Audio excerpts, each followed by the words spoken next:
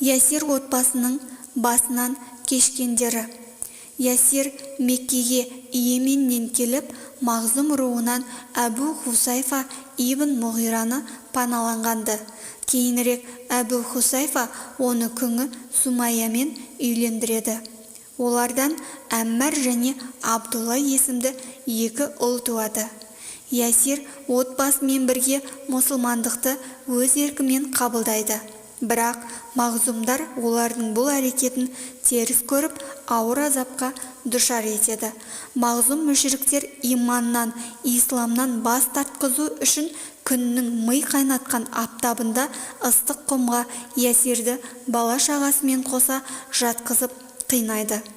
Тағы бір күні Ясир отбасын залым мүшриктер азаптап жатады. Мұны көрген Әзірет Мұхаммед саллаллаху алейхи уәссәлям жан жүрегімен егіліп тұрып: «Ей, Ясирдің отбасы, сабыр сақтаңдар, аз шыдаңдар, таусылмаңдар. Алла сіздерге жәннат зейін беретін болады. Сабыр сақтаңдар», дейді. Жаны қиналып, төзімі таусылған Ясир: «Қашанғы шыдаймыз, уа Расулулла, маңдайымыз ашылар күн болар ма?» дейді үздігіп әрең сөйлеп. Алланың нәбиі сол жерде: «Мейірімді шексіз, рахымы мол Аллам, Ясир отбасын мейірімге бөле, шарапатыңды тигіз, рахымыңды түсір», деп шапағатқа толы тілегін айтады. Сәлден соң Әзірет Ясир азаппен арпалысып жатып жан тәслім болады. Мұсылман ерлер арасында тұңғыш шейіт, яғни Алла жолында дегеннен қайтпай жанын пида етуші мәртебесіне ие болады. Кәрілік қажытып қайраты қайтқан Ясирдің әйелі Әзірет Сумайяны азаптап Әбу Жахилге тапсырылған. Әбу Жахил әлсіз дәрмені қайтқан Сумайяны қорлаған сайын жаны кіріп, қаны қарая түседі. Тіпті оған: «Сен Мұхаммедтің ажарына қызығып, соның дінін жақтадың», деп ауыр мысқылмен қағытады. Жүрегінде өн бойында иман нұры толып тасқан жасампаз рух иесі Әзірет Сумайя бұл айтылғандарға шыдас бере алмай қиналып жатып, Әбу Жахилдің надандығын, адамгершіліктен ада айуандығын бетіне басып төтеп береді. Мұндай қарсылықты күтпеген Әбу Жахил найзасын денесіне шаншып кеп қалғанда Сумайя ана құлап түседі. Әйелдер арасында бірінші шейіт құрметі соған бұйырады. Қаһарман ана Сумайядан туған ержүрек ұл Әммар көрген азапты ешкім дұшпанына да тілемейтін шығар. Кәпірлер темір сауытты оның жалаңаш тәніне зорлап кигізіп, шыжыған ыстықта әрлі-берлі қайнаған құм үстімен айдайтын. Бір күні аяусыз жауыздардың көзін ала бере қаша жөнелген ол зымыраған күйі Расулулланың қасына келеді де: «Уа Расулулла, қу азаптан құтылар күн бар ма? Денем күйіп, сау тамтығы қалмады», деп шағымданады. Пайғамбарымыз оны тағы да сабырға шақырып тұрып: «Ей жасаған Алла, Әммар және оның отбасына жар бола көр, жаһаннам азабын сақта», деп дұға етті. Әзірет Әммарды қолға түсірген мүшриктер бір күні күннің қызуы аздай бас терісін отқа күйдіріп әлекке салады. Азапты көрініске куә болған Мұхаммед саллаллаху алейхи уәссәлям Әммардың басын сипап: «Ей от, Ибрахим пайғамбарға салқын самал боп ескенің сияқты Әммарға да көмектес», деп бата қылды да: «Ей Әммар, сен бұл азаптан аман құтыласың, өмірің ұзақ болады, сенің ажалыңа азғын бір топ себепші болады», деп сүйіншіледі. Иман ләззатын татқан Әммар Әзірет Мұхаммедтің сөздерін дәтке қуат етті.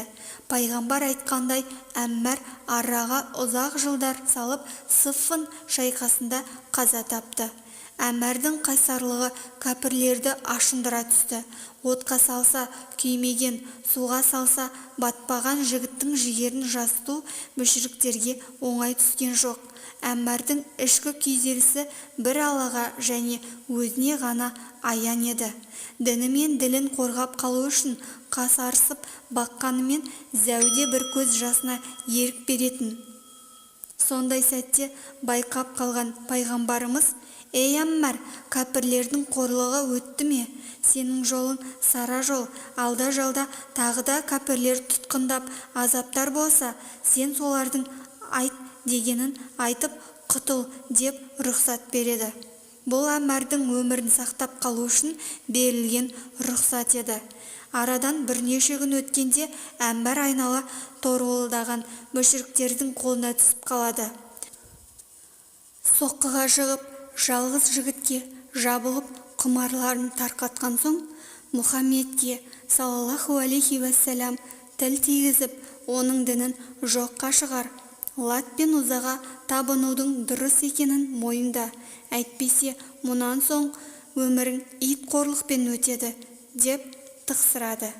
Шарасыздықтан шаршаған, әбден діңкелеген Әммар олардың айтқанын сөзбе-сөз қайталады. Есірген кәпірлер соған мәз боп Әммарды еркіне қоя береді. Тұтқыннан босаған Әммар алдымен пайғамбарымызды іздеп тапты.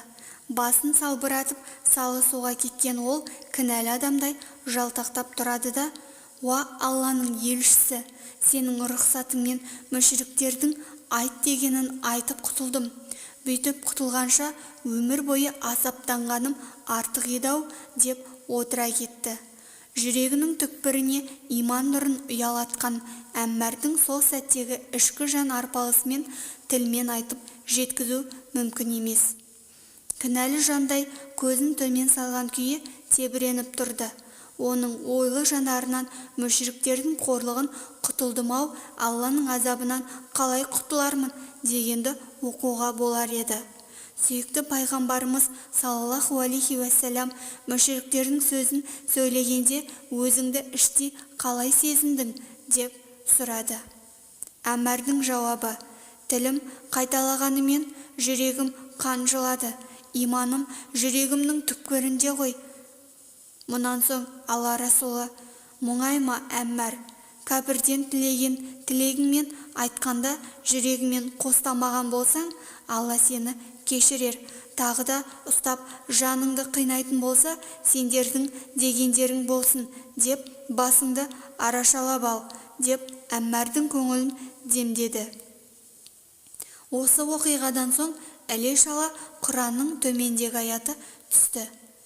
Кімде-кім иман келтіргеннен кейін Аллаға күпірлік қылып, көңілі күпірлікке толық ауатын болса, ондайлардың басынан Алланың қаһары жауады һәм олар үшін алапат азап бар. Алайда жүрегі иман нұрымен нұрланып, көңілі жай тапқан соң, қатты қысым көріп, күпірлік сөзді еріксіз айтқан жанның жөні бөлек. Нахл сүресі 106 аят.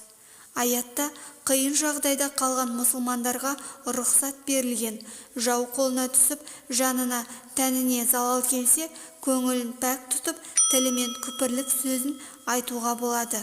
Дегенмен дін үшін хақ жолында күпірлікті аузына алмастан жанын пида ету ең үлкен ерлік.